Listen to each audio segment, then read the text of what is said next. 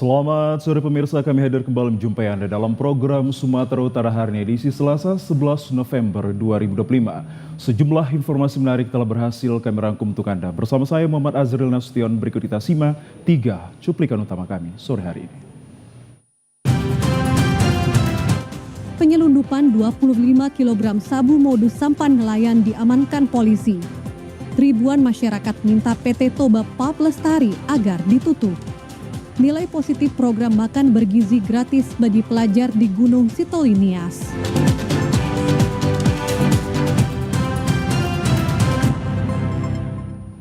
Pemirsa, di informasi yang pertama, petugas Satuan Reserse Narkoba Polres Tabes Medan menggagalkan upaya penyelundupan 25 kg narkoba jenis sabu yang berasal dari Malaysia.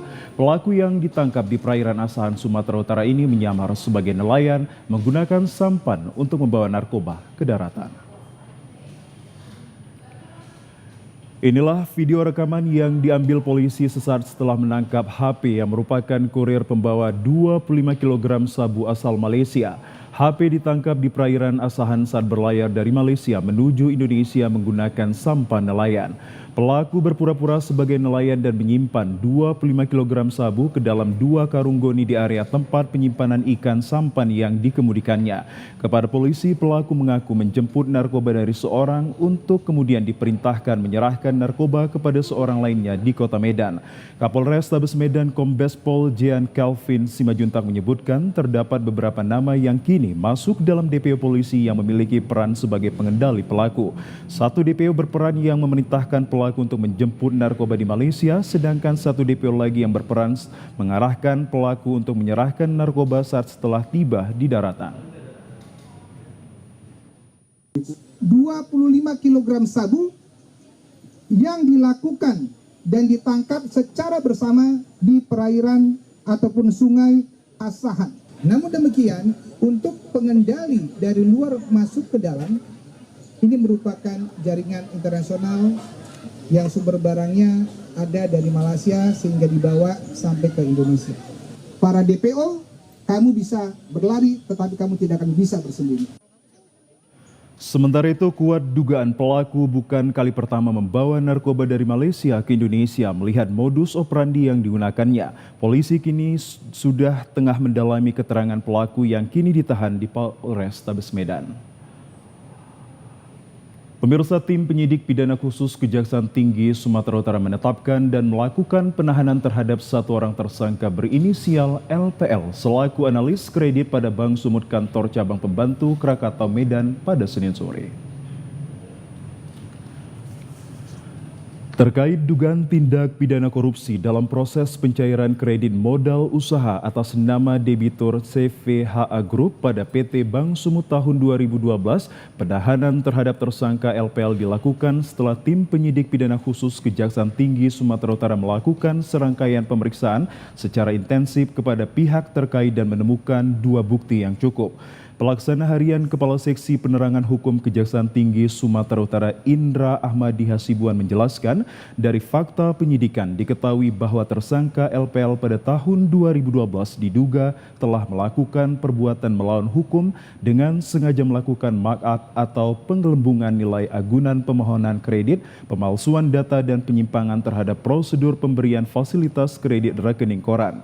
Perbuatan tersangka menyebabkan dicairkannya kredit modal usaha dengan nilai 3 miliar rupiah. Perbuatan tersebut mengakibatkan kerugian negara yang diperkirakan sebesar 2 miliar 290 juta 469.309,15 rupiah. Kini tersangka telah dibawa ke Rutan Kelas 1A Tanjung Gusta Medan untuk penahanan 20 hari pertama. Terkait dugaan keterlibatan pihak ataupun orang lain pada perkara ini, penyidik masih terus melakukan pendalaman untuk membuat perkara ini menjadi jelas. Pemirsa, kami ajak Anda ke informasi lainnya. Anggota DPD RI asal Provinsi Aceh berharap kasus tewasnya nelayan yang dianiaya beberapa waktu lalu di salah satu masjid di kota Sibolga dapat tuntas berkeadilan terhadap korban dan juga keluarga. Hal tersebut disampaikan anggota DPD RI asal Aceh, Haji Sudirman, setelah meninjau Masjid Agung Sibolga, lokasi korban Arjuna Tamaraya yang kehilangan nyawa setelah dianiaya kelima pelaku yang kini telah mendekam rumah tahanan Mapolres Kota Sibolga. Anggota DPD RI asal Aceh ini juga mengatakan kehadirannya di Kota Sibolga untuk memastikan kasus tewasnya nelayan warga keturunan Aceh berjalan sesuai dengan prosedur hukum dan penuh berkeadilan bagi korban dan juga keluarga.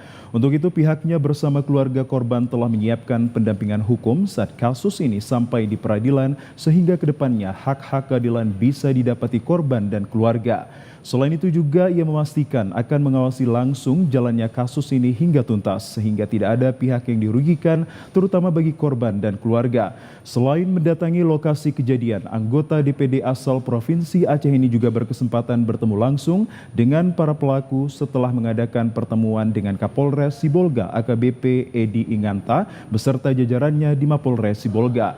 Pada pertemuan ini dirinya mengapresiasi penuh pihak Polres Sibolga yang merespon cepat membekuk kelima pelaku dan kemudian meminta masyarakat di Sibolga maupun di Aceh agar tidak memperkeruh kasus korban dan mengaitkannya ke hal yang lain. Secara faktual hari ini kita melihat semua tersangka pelaku sudah diamankan kelima-limanya. Tentu dalam hal ini saya memberikan apresiasi kepada Bapak Kapolres dan jajarannya dan tidak ada tentunya yang ditutup-tutupi sehingga keadilan kepada keluarga korban, kepada korban tentu bisa ditegakkan. Sementara itu Kapolres Kota Sibolga AKBP Edi Inganta menyampaikan pihaknya tengah mendalami dan kemudian dalam tahap menyiapkan penyidikan terhadap para pelaku dan jika berkas kelima pelaku telah siap akan langsung dilimpahkan ke kejaksaan. Bahwa prosesnya tentunya sudah di tahap penyidikan. Jadi saat ini Satreskrim sudah mulai melengkapi berkas sehingga seluruh hal-hal ataupun syarat-syarat pemberkasan nantinya sudah lengkap dan akan kita limpahkan ke kejaksaan sehingga proses keadilan bisa tercapai dan mari sama-sama kita mengawal sehingga semuanya bisa berjalan dengan baik. Pemirsa, ribuan masyarakat dari berbagai elemen masyarakat dan mahasiswa berunjuk rasa di depan kantor Gubernur Sumatera Utara. Dalam aksinya masa meminta Gubernur untuk menutup permanen PT Toba Pulp Lestari yang dinilai dapat menyengsarakan masyarakat. Dalam orasinya, masa aksi meminta Gubernur Sumatera Utara Bobi Afif Nasution menutup secara permanen PT Toba Pulp Lestari yang ada di Kabupaten Tapanuli Raya karena sudah sangat menyengsarakan masyarakat yang ada di Tapanuli Raya. Masa juga menilai PT Toba Pulp Lestari merusak lingkungan dan diduga melakukan perampasan tanah adat hutan lindung milik negara. Rocky Pasaribu selaku koordinasi aksi mengatakan bahwa keberadaan PT Toba Pulp Lestari di Kabupaten Tapanuli Raya sudah sangat meresahkan masyarakat adat. Menurutnya berbagai peristiwa sudah terjadi yang dipicu berdirinya PT tersebut mulai dari bencana, kriminalisasi hingga pelanggaran HAM. Rocky juga mengungkapkan pemerintah Provinsi Sumatera Utara dan daerah khususnya Bupati dinilai tidak berpihak kepada masyarakat. Setelah beberapa jam berorasi, akhirnya Wakil Gubernur Sumatera Utara Surya menemui para pendemo dan menyampaikan jika Gubernur Sumatera Utara sedang tidak berada di tempat, namun berada di Istana Negara Jakarta menghadiri Hari Pahlawan Nasional. Surya juga menyampaikan pesan Gubernur Sumatera Utara Bobi Afif Nasution kepada massa terkait tuntutan massa akan ditindaklanjuti sampai ke pemerintahan. Harapan kita konkret, kita nggak muluk-muluk. Sesuai dengan kewenangannya, Gubernur punya kewenangan untuk merekomendasikan tuntutan ini sebenarnya. Mempertimbangkan segala peristiwa yang sudah terjadi di kawasan Danau Toba dan Tapanuli Raya. Semestinya Bobi Nasution merekomendasikan kepada Kementerian Lingkungan Hidup atau Kementerian Kehutanan sekarang segera mencabut izin konsesinya ini. Dan kepada Presiden supaya mencabut izin operasional PT TPL. Pemirsa, kami ajak Anda ke Kota Medan. Seorang pemuda di Kota Medan dibegal kawanan geng motor. Korban dianiaya menggunakan senjata tajam dan sepeda motor korban dibawa kabur.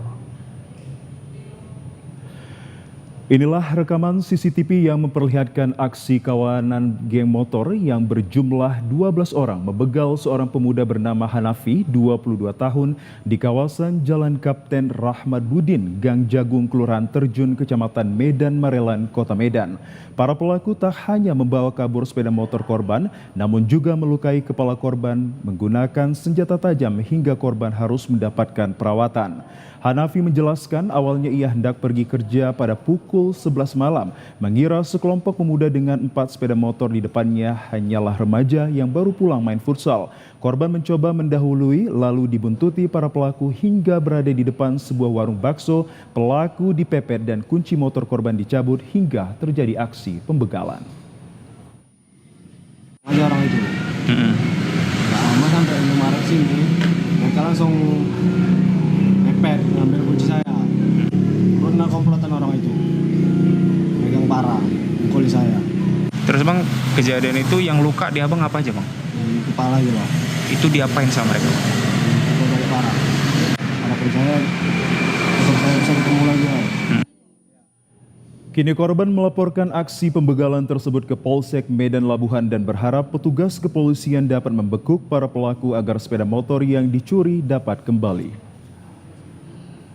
Ya, pemirsa, polisi meringkus seorang pelaku penganiayaan dengan senjata tajam hingga korbannya terkapar dan videonya pun viral di berbagai media sosial. Pelaku Haris Fadilah hanya bisa pasrah saat personil Satreskrim Polres Asahan menggiringnya ke ruang pemeriksaan. Pelaku diringkus karena melakukan penganiayaan dengan menikam korban Wahyuda Asta menggunakan sebilah pisau. Polisi menyebutkan perkelahian ini dipicu saat pelaku bersama istri melintas di lokasi kejadian.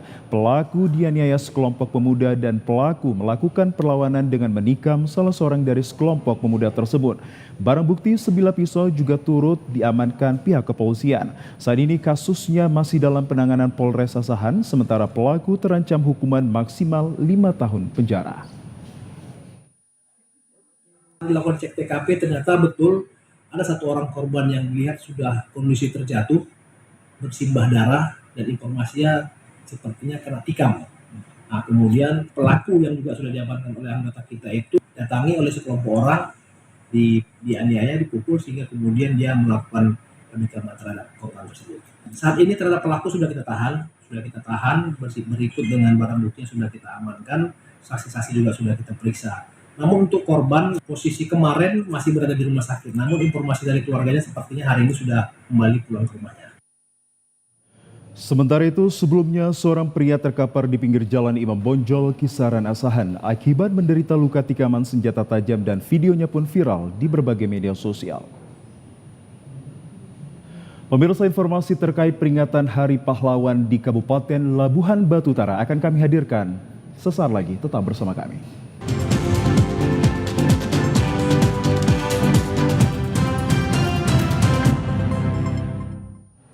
Terima kasih pemirsa, Anda kembali bersama kami. Pemirsa, untuk mengetahui bagaimana situasi arus lalu lintas di sejumlah persimpangan di Kota Medan, saat ini kami telah terhubung bersama dengan petugas Sisirum Dinas Perhubungan Kota Medan, Dinda Putri. Dinda, silahkan laporan Anda selengkapnya.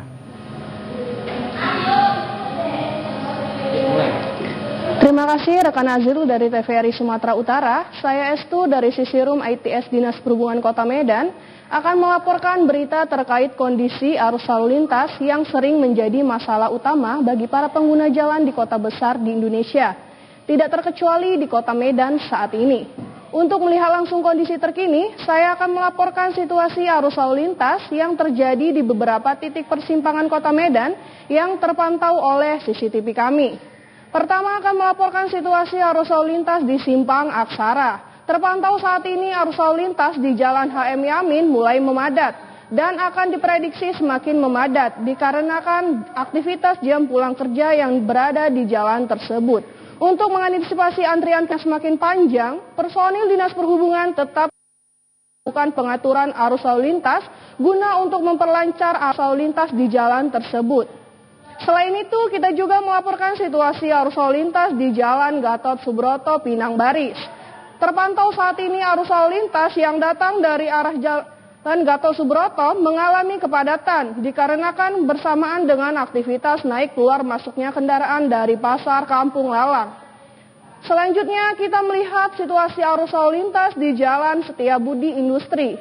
Saat ini situasi arus lalu lintas terpantau padat lancar. Untuk pengendara yang datang dari arah Ring Road sedikit melambat. Sementara pengendara yang dari arah Setiabudi tidak ada hambatan.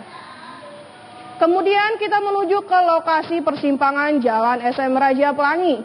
Saat ini situasi arus lalu lintas terpantau lancar. Namun diharap untuk para pengendara di sekitar tersebut untuk berhati-hati di saat arah berbelok. Dan juga berikan ruang kepada pengendara jalan yang ingin lewat lurus untuk melewati simpang tersebut.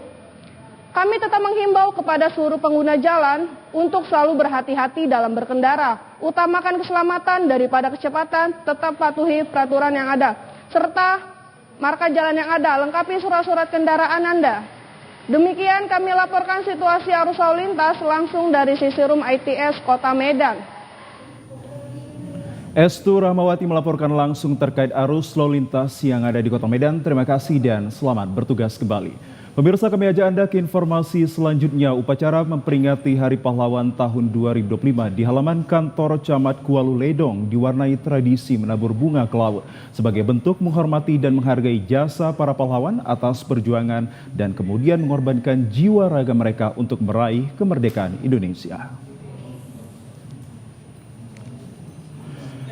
Kecamatan Kualu Ledong merupakan daerah pesisir tepi pantai. Setiap tahunnya dalam rangka memperingati Hari Pahlawan dengan menabur bunga ke laut merupakan tradisi yang sudah berlangsung sejak puluhan tahun. Sebelum penaburan bunga, pemakam Kualu Ledong terlebih dahulu menggelar upacara pengibaran bendera di halaman kantor Camat Kualu Ledong Kabupaten Labura yang dihadiri unsur TNI, Polri, ASN, dan pelajar mulai dari tingkat taman kanak-kanak hingga SMA serta perwakilan ormas sekecamatan. Bertindak sebagai inspektur upacara Camat Kualu Ledong, Rifa Arya selanjutnya menggelar upacara penaburan bunga di Pelabuhan Kelurahan Kualu Ledong berjalan lancar dan penuh hikmat. Upacara tabur bunga ke laut yang mana hal ini kita laksanakan di Pelabuhan Tanjung Ledong. Tentunya kegiatan ini merupakan untuk memperingati Hari Pahlawan tahun 2025 ini. Apa harapan Bapak ke depan, Pak? Harapannya ke depan melalui momentum peringatan Hari Pahlawan ini kita tetap lebih baik lagi ke depannya. Sementara itu dengan Hari Pahlawan ini generasi penerus memiliki tantangan untuk mengelola kekayaan alam dan juga potensi penduduk Indonesia bagi kejayaan bangsa dan negara. Seluruh lapisan masyarakat dapat bersatu untuk membangun NKRI. Pemirsa, sejumlah siswa di Kota Medan memberikan pandangan mereka tentang makna pahlawan masa kini. Menurut kaum Gen Z, seorang yang dinyatakan pahlawan bukan hanya pejuang bersenjata, namun juga sosok yang dapat berkontribusi nyata bagi kemajuan bangsa dan juga lingkungan sekitar.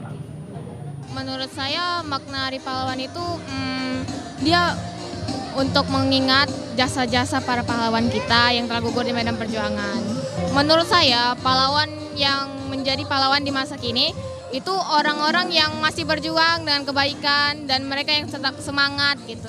Pesan saya, teruslah semangat dan jangan lelah untuk berbuat baik karena itu juga merupakan bentuk perjuangan.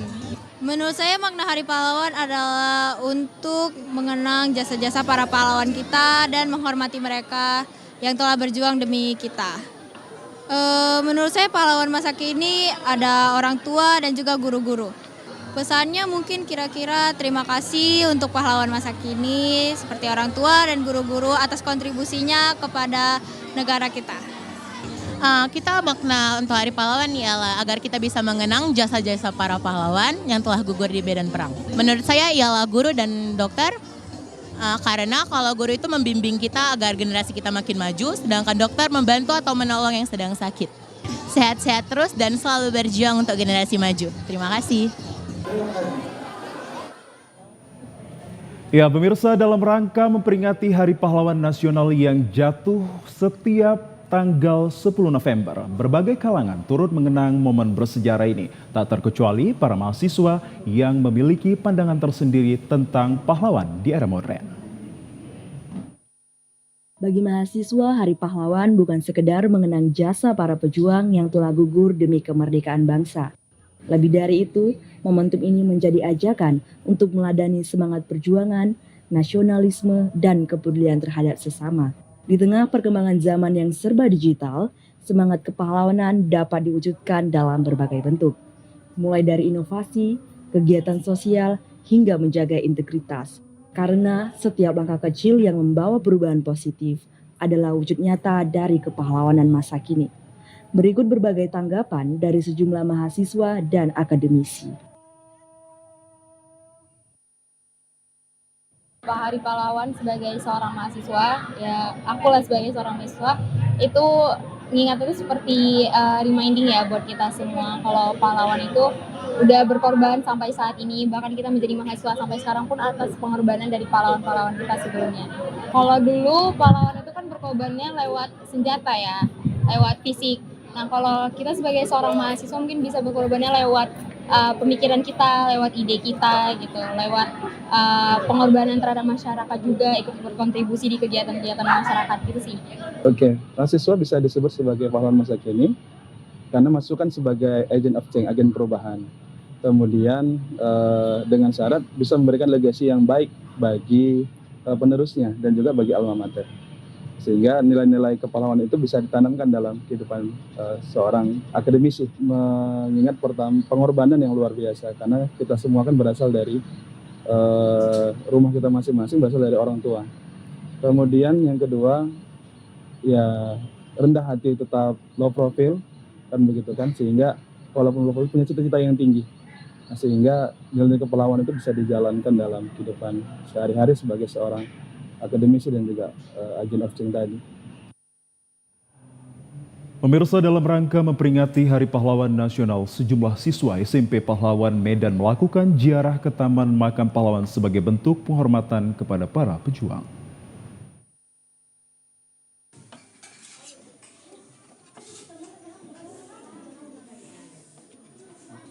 Siswa-siswi SMP Pahlawan Medan yang baru saja bertugas sebagai paskibraka pada upacara peringatan Hari Pahlawan Nasional melakukan kegiatan ziarah di Taman Makam Pahlawan Medan kemarin pagi.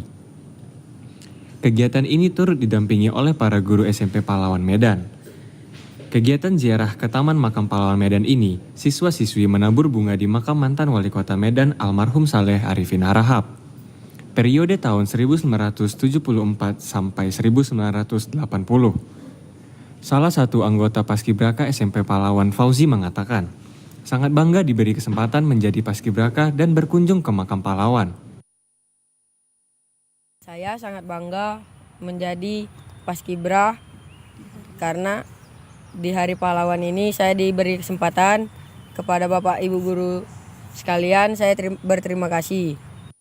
Salah seorang guru yang ikut mendampingi siswa ziarah ke Taman Makam Pahlawan Medan, Nova, menyampaikan bahwa kegiatan ini bertujuan menanamkan nilai patriotisme dan mengenalkan para siswa pada sejarah perjuangan bangsa. Harapan kami supaya anak-anak tadi ini lebih mencintai negaranya. Karena pahlawan kita kan memerdekakan negara ini dengan perjuangan, bukan hanya dengan air mata, tapi darah mereka yang mengalir untuk memerdekakan negara kita ini. Jadi kami berharap anak-anak ini dengan ikut paskibra, dari segi mereka upacara, mereka lebih tangguh, artinya lebih percaya diri dan lebih siap untuk menghadapi masa depan. Yang pastinya untuk lebih mengetahui kecintaannya terhadap negara karena dari perjuangan para pahlawan tadi. Dari Kota Medan, Tim Liputan TVRI Sumatera Utara melaporkan. Pemirsa, informasi terkait UMKM lokal akan hadir usai jeda pariwara berikut ini. Tetaplah bersama kami.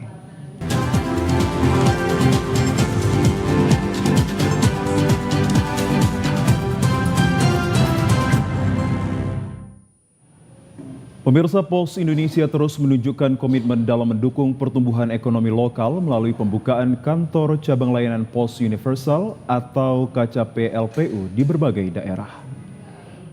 Pasca peresmian 92 KCPU LPU secara nasional oleh Menteri Komunikasi dan Digital, Mutia Hapid, minggu kemarin, Pos Indonesia juga mendorong penguatan ekosistem digital bagi pelaku usaha mikro kecil dan menengah. Branch Manager KCP LPU Batangkuis, Niki Wahyudi menjelaskan, kehadiran kantor pos saat ini tidak hanya melayani pengiriman, namun juga menjadi pusat aktivitas ekonomi baru bagi pelaku UMKM. Melalui program dukungan dan kemitraan, Pos Indonesia menyediakan fasilitas promosi, penjualan, dan layanan logistik yang terintegrasi secara digital. Ia juga mengajak pelaku UMKM untuk memanfaatkan kesempatan ini dengan bergabung dalam ekosistem digital Pos Indonesia untuk meningkatkan daya saing produk lokal di pasar nasional maupun global. Untuk program yang kami pastikan yang pertama adalah UMKM sekitar Batangkuis sudah terdapat. Untuk KCP Batangkuis sendiri ada 5 UMKM dan 2 agen pos binaan. Itu sudah kita menjadi langganan untuk kita. Kita juga fasilitasi terhadap UMKM itu jasa pick up, drop point. Jadi mereka tidak perlu datang lagi ke kantor. Mereka bisa hanya dari pos aja, bisa di pick up, dijemput barang mereka untuk diantarkan ke kantor pos. Itu yang program unggulan. Kalau untuk arahannya untuk UMKM yang belum bergabung di Pos Indonesia, saat ini Pos Indonesia telah menyediakan jasa pick up dan drop point. Jadi Bapak Ibu, jika memang ada akun Allshop, kurir kita bisa menjemput barang sampai ke tujuan, sampai ke kantor tanpa mereka harus pergi ke kantor gitu. Pos Indonesia diharapkan mampu menjadi mitra strategis UMKM dalam mendorong transformasi digital dan pertumbuhan ekonomi yang berkelanjutan. Dari Kabupaten Deli Serdang, Tim Liputan TVRI Sumatera Utara melaporkan. Ya, pemirsa, Wakil Wali Kota Tebing Tinggi Mukmin Tambunan membuka musyawarah ke-8 pemilihan Ketua Unit Wartawan Pemko periode 2025-2028. Secara aklamasi terpilih Alex Garingging memimpin Ketua Wartawan Unit Pemko Kota Tebing Tinggi. Musyawarah ke-8 pemilihan Ketua Wartawan Unit Pemko dilakukan di Hotel di Parapan yang berlangsung selama 2 hari. Dihadiri peserta sebanyak 77 orang dari 93 orang wartawan unit Pemko yang aktif dan bertugas minimal 2 tahun secara berturut. Proses pemilihan berlangsung alot dengan dibentuknya steering committee yang menjelaskan agenda musyawarah dan proses pemilihan secara demokrasi. Dalam proses berlangsung, Alex Garingging dari TV swasta, ketua incumbent, maju kembali dan menunggu calon lain untuk maju bersaing. Sampai waktu yang telah ditentukan, panitia langsung memutuskan secara aklamasi pemilihan ketua ditetapkan secara terpilih adalah Alex Garingging untuk periode 2025-2028. Sejumlah program akan dilakukan yakni BPJS Ketenagakerjaan, sinergi dengan pemerintah terkait program yang pro rakyat, serta mampu menjadikan wartawan yang tangguh dan handal serta berkompetensi. Sementara Wakil Wali Kota Mukmin Tambunan mengharapkan ketua terpilih mampu membawa arah organisasi ke depan lebih baik, kritik diperlukan sepanjang membangun pemerintahan kota. Adalah untuk rilis ke depannya mungkin akan saya perjuangkan, punya kerinduan bahwasanya rekan-rekan wartawan itu harus terproteksi dengan BPJS Ketenagakerjaan. Itu sangat penting. Kadis tadi bahwasanya memang sudah diprogramkan untuk uji kompetensi wartawan di tahun 2026.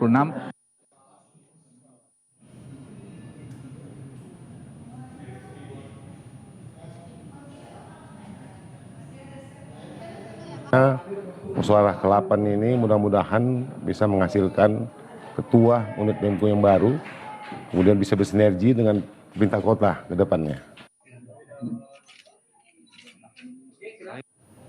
Di informasi lainnya, pemirsa, Wakil Ketua Komisi ke-7 DPR RI Lamhot Sinaga siap memberikan dukungan penuh penyelenggaraan Mini Pesparawi menjadi berskala nasional dan pengembangan kawasan Salib Kasih serta geosite Huta Ginjang di Kabupaten Tapanuli Utara. Mini Pesparawi diikuti 25 kontingen dari berbagai gereja dan lembaga keagamaan di Sumatera Utara.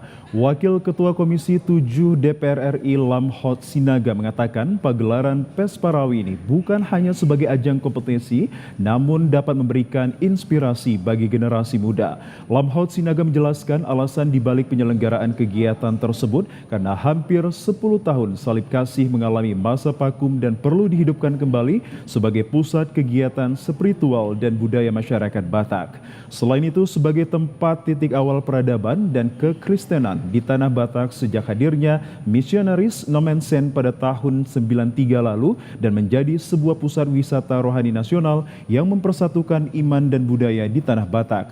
Mini PES Parawi Salib Kasih tahun 2025 keluar sebagai juara 1 PSM UKM IAKN Tarutung serta juara 2 PSPP KPI Tarutung Kota dan juara ketiga dari SMA Negeri 1 Pangaribuan.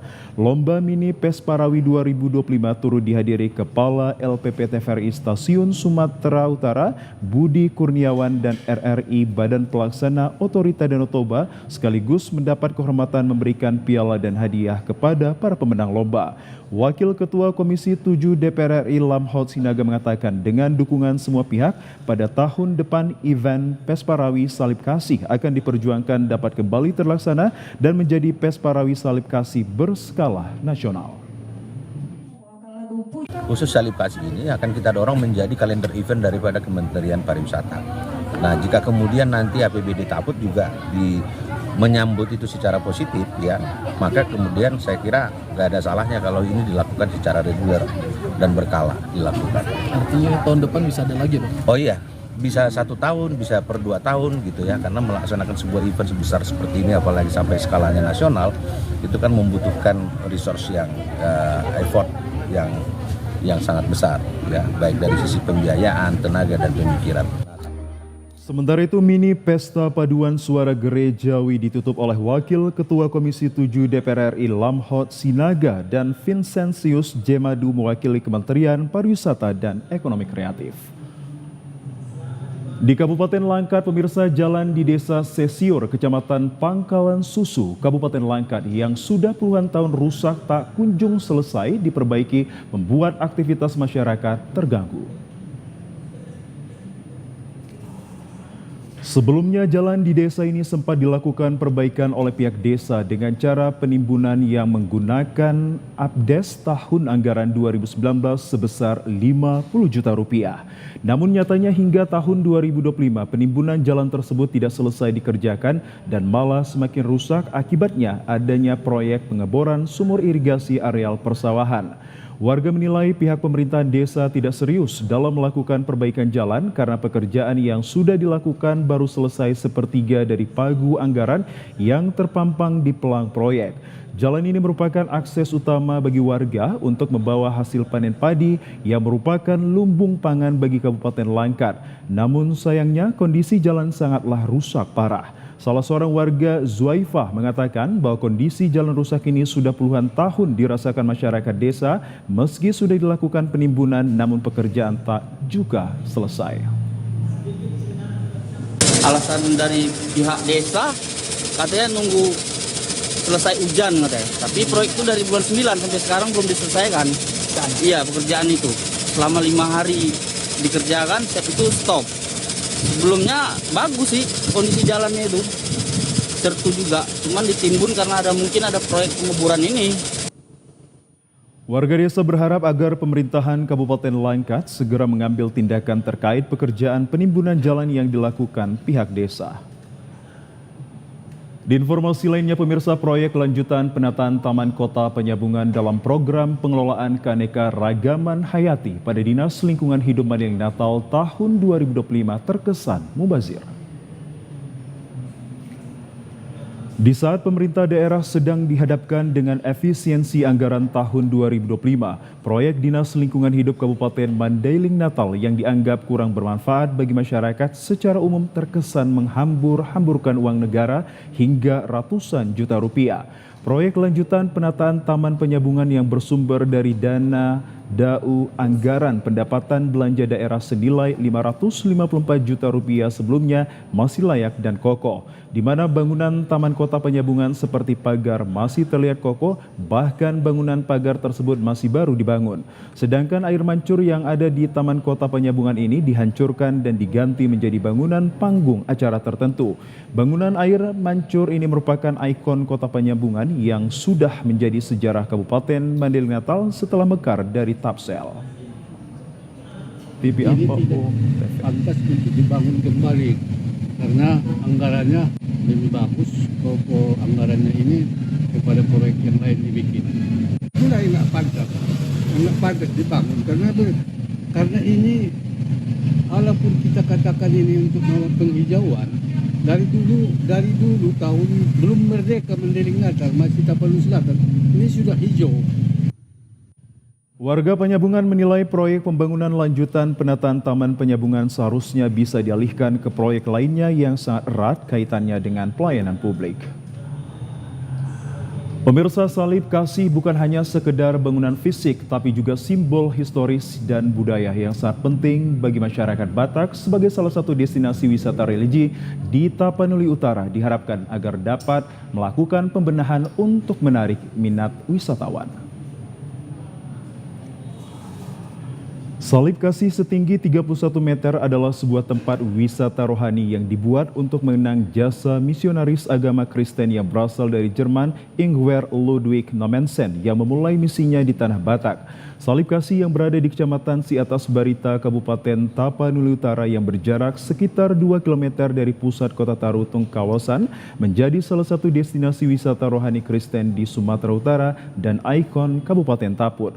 Selain itu, tepat di depan salib kasih terdapat tempat duduk utama yang menghadap ke Tarutung, bisa menampung sekitar 500 orang.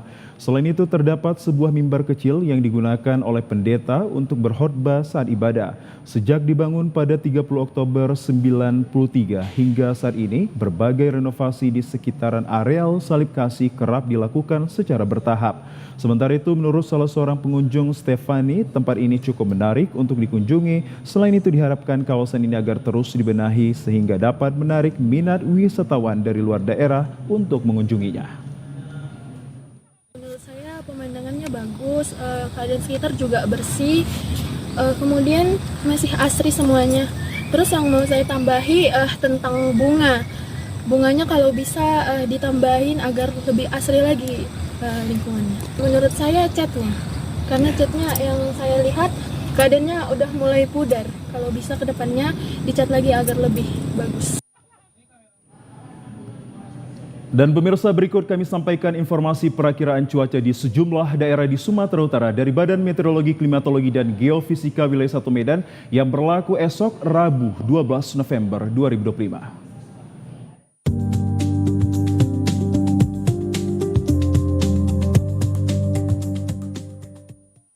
Halo Sobat BMKG, senang sekali saya Fauzia Fitri Damanik, Perakirawan BBMKG Wilayah 1 Medan akan memberikan informasi perakiraan cuaca untuk esok hari Rabu 12 November 2025 di wilayah Sumatera Utara. Pagi hari umumnya berawan dan berpotensi hujan ringan di Gunung Sitoli, Labuhan Batu Selatan, Tapanuli Selatan, Mandailing Natal, Nias Barat, Nias Utara, dan sekitarnya. Untuk siang hingga sore hari diperkirakan terjadi hujan ringan hingga lebat disertai petir hampir merata di wilayah Sumatera Utara. Malam hari masih berpotensi hujan ringan hingga sedang di sebagian besar wilayah Sumatera Utara, di mana hujan sedang berpotensi terjadi di Serdang Bedagai, Simalungun, Medan, Tebing Tinggi, Labuhan Batu Selatan, Batu Bara, Deli Serdang, dan sekitarnya. Untuk dini hari diperkirakan berawan dan berpotensi hujan ringan di Langkat, Nias Selatan, Serdang Bedagai, Simalungun, Tapanuli Selatan, Tapanuli Tengah, Medan, Tebing Tinggi, Labuhan Batu Selatan, Asahan, Batu Bara, Deli Serdang, dan sekitarnya. Suhu udara berkisar antara 15 sampai 36 derajat Celcius, kelembaban udara berkisar antara 79 hingga 100%, angin bertiup dari selatan hingga barat dengan kecepatan 2 sampai 10 km per jam. Untuk titik panas atau hotspot pada pantauan tanggal 10 November 2025 terdapat 1 titik panas di Kabupaten Samosir. Himbauan kepada masyarakat untuk waspada potensi hujan ringan hingga lebat dengan intensitas sedang hingga lebat yang dapat terjadi dalam waktu lama di pantai timur, lereng timur, pegunungan, dan pantai barat Sumatera Utara yang dapat disertai petir dan angin kencang yang menyebabkan bencana hidrometeorologis seperti banjir dan longsor. Demikianlah informasi ini kami sampaikan, semoga bermanfaat dan terima kasih. Pemirsa, informasi kerajinan anyaman tadi sekaligus menutup perjumpaan kita pada sore hari ini. Kami ucapkan terima kasih atas kebersamaan dan juga perhatian Anda. Saya Muhammad Azrul Nasution. Selamat sore dan sampai jumpa.